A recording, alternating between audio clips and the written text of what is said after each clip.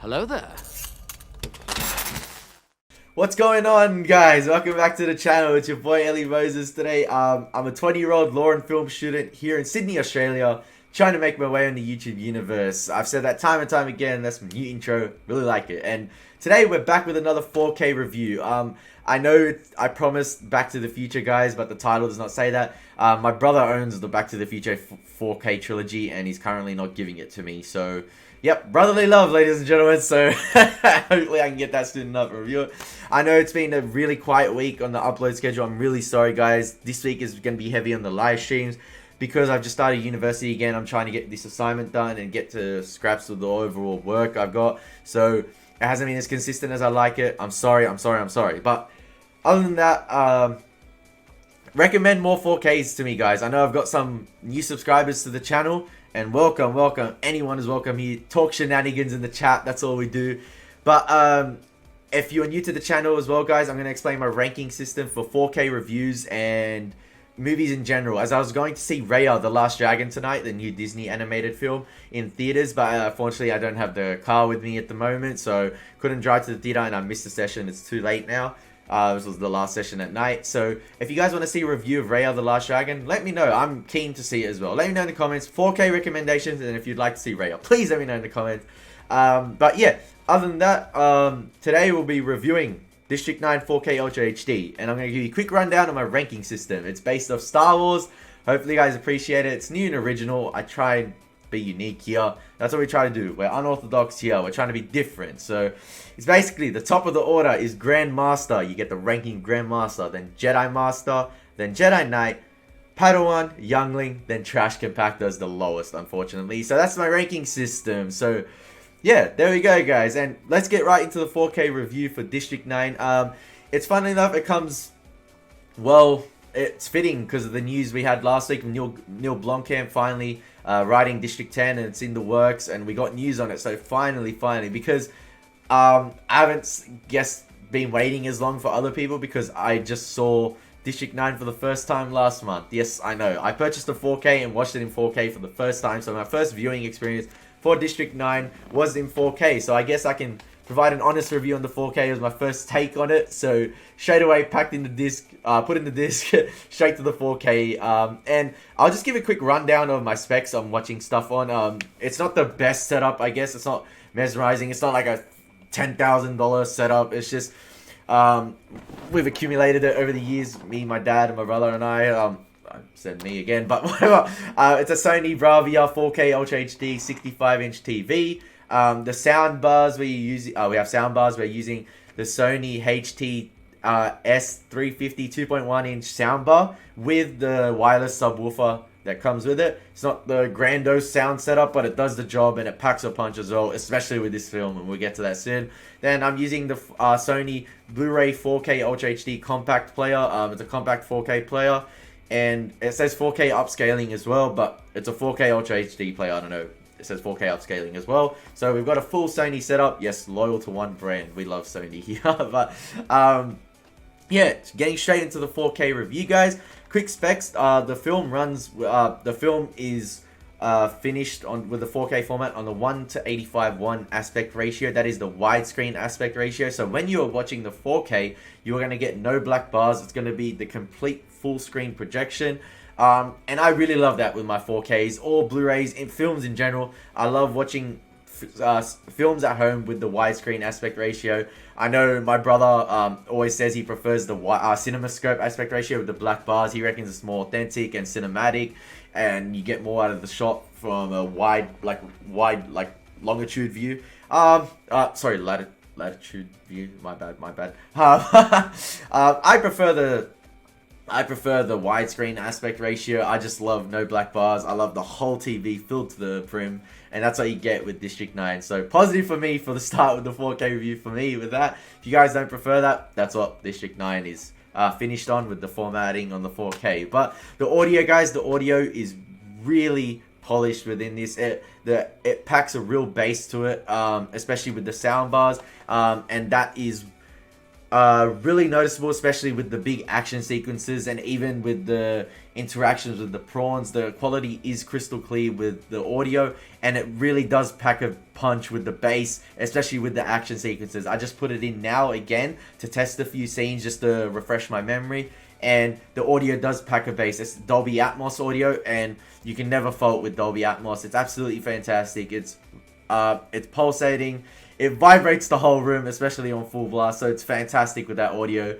I'd like to see what it would be like with better soundbar setup. I know there's obviously more expensive soundbar setups there. It would definitely pack a punch with that if it packs a punch with this setup. So the audio, guys, you cannot fault. It's absolutely fantastic. Now onto the quality of the film, just in terms of the general picture. This might gonna give my take on that and then give my ranking. So the quality and picture of the film, I don't know what it is with, I find the quality with 4Ks, they tend to be better with the aspect ratio of the widescreen, the 1:85, when the TV is packed to the full, filled to the brim, I guess.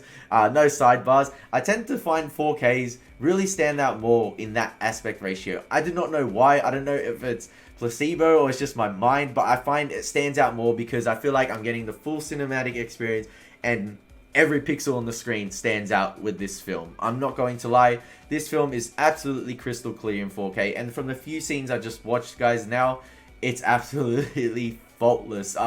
There's little grain, if not any, within any scenes. It's been really formatted well in the 4K.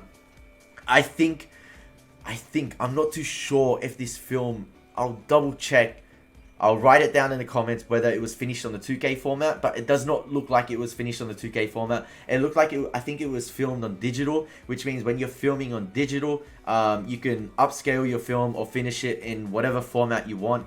And when you're transferring or sort of looking over a transfer, you can transfer it to whatever you want. So that's why I think the 4K really stands out. I think it's real 4K quality, because when you finish a film on 2K format, when a movie is filmed in film format on a film camera and finished in 2K format, and you're upscaling to 4K, you never get that full 4K quality. No matter what the transfer is, you're never going to get the true 4K quality. But with this film, I can tell you it is full 4K quality, and that's what makes me lean towards it. It was filmed on digital, so I will just double check that and mention it in the comments. But other than that, guys, the quality is crystal clear throughout, and I'll just give a few examples. The CGI on the prawns still looks great to this day, because it's not a glossy CGI look. It's not a glossy coat to the texture on the skin of the prawns.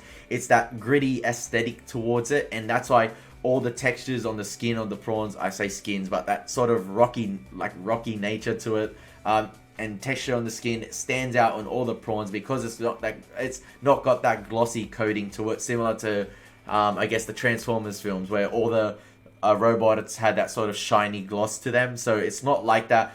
Definitely the CGI on the prawns with the 4K does absolutely stand out, and it looks great. And I remember on first viewing, I was just like really blown away by the quality of the prawns, especially with a film that's I guess about 10 years old now. Is it 10 years or 11 years old? But yeah, fantastic, the CGI of the prawns. Another example, great example, is at the end of the scene. I forgot the sergeant's name, when he's pointing the gun at Vickers, and you have the close-up of Vickers. The texture on his skin is absolutely amazing. You can see the little drops of sweat on his skin. Even the graze on his cheekbone, I think, really stands out in 4K. And everything on his skin, the pores, the little wrinkles, really stand out in that close-up. It's absolutely fantastic. And then again, the prosthetic arm, that sort of jello-like substance with the peeling off of the skin and revealing the sort of prawn-like in him coming out, and it just looks fantastic in 4K. I cannot fault it. Because it's a prosthetic arm, it just looks even better. It looks lifelike, HDR. That's what HDR is meant to capture. Lifelike and more vibrant colors, and that scene is a great example of it. If you just already seen this film and have the 4K, plug in and skipped over to that scene, it's absolutely fantastic. But I do recommend, obviously, the whole 4K experience. It's a great experience in general. I do find the District 9 sequences in general really stand out in the 4K, and then sort of the wide takes as well of the ship. They absolutely look fantastic in 4K. It's a really great 4K transfer. I cannot think of anything to fault from memory as well, guys. Everything stands out, and just straight from the offset. I remember watching it, and it's just like you're thrown into the action, and it's just like this 4K transfer is really great. I remember the interrogating scenes when they're evicting all the prawns. That's great in 4K. And then you have the little action sequences sort of with the tribal leaders in there as well. It's great in 4K. It's absolutely great. And I cannot fault this 4K transfer, guys. And that's why I'm going to give the ranking of Jedi Master to the rank for for the District 9 4K transfer. Yep, hopefully you guys have enjoyed this review. Hopefully I made sense. Let me know what to improve on in the comments, how I can improve my speech or what to talk about. But yeah, that's my review for the District 9 4K, guys. The audio is fantastic. The quality is great. The reason I didn't give it the rank, I know I lauded the film. I wouldn't give it the rank of Grandmaster. Grandmaster is quite hard to get. You have to be an outstanding 4K. It has to like capture me like to the max, like to get Grandmaster. Like, you will know Grandmaster review 4K, and I think I've got a couple on my channel. If you rewatch some of the 4K reviews, I do believe 2 of them are Grandmaster from memory. If not, I'm an idiot. But yes, hopefully you guys enjoyed this 4K review, guys. I know it's not the one you wanted, but recommend me some more 4K reviews. Hopefully you guys enjoyed. As always, take care, God bless, and peace. And stay tuned for Flicks and Bricks tomorrow morning at 8 AM. Join. We're discussing the Terminator franchise this time. I was about to say Predator. That was last week. We're discussing the Terminator franchise. So please come along, join the ride, and let's build some sick Lego and talk Terminator. Take care.